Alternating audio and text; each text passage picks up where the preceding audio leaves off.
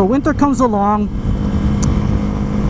Plan is to order all the parts in the colder months. But as I park the bike, I'm smelling this gasoline smell.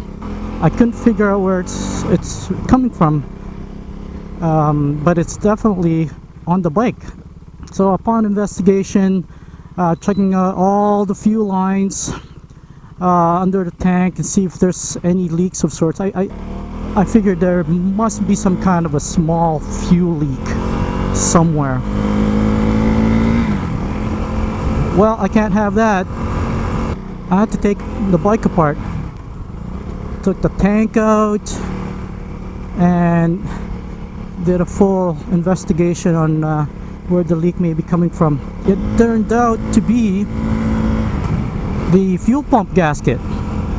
Had to take that apart, order a new fuel pump gasket, which took some time too to arrive.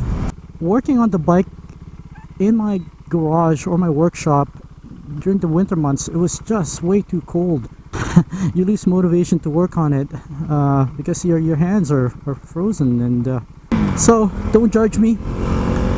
I am one of those guys that brought the bike into the house and did all my work there.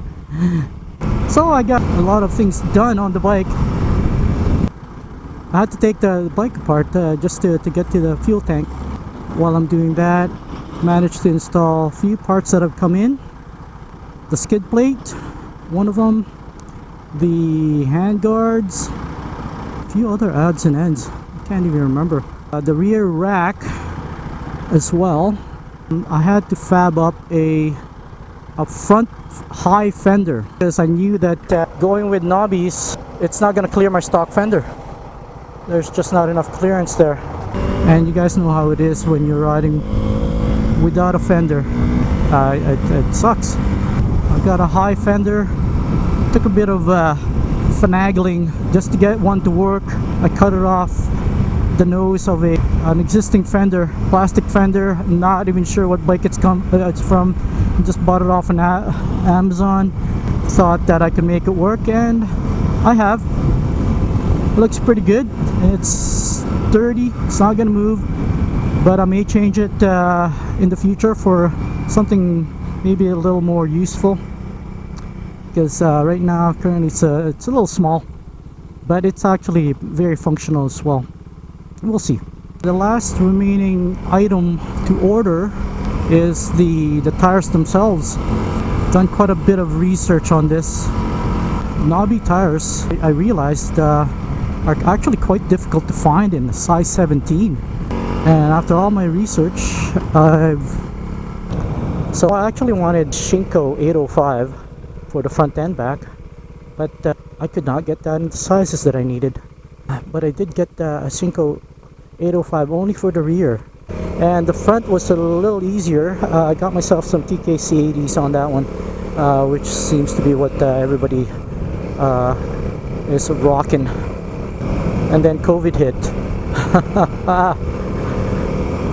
Everything basically paused, and everything online took forever to arrive. They either couldn't stock them, or just the shipping is just was not happening. So that took a while, but that finally came in. But I'll probably do a separate video on the installation on that one and all the problems I had with it. So stay tuned for that. It's probably going to be on the next video.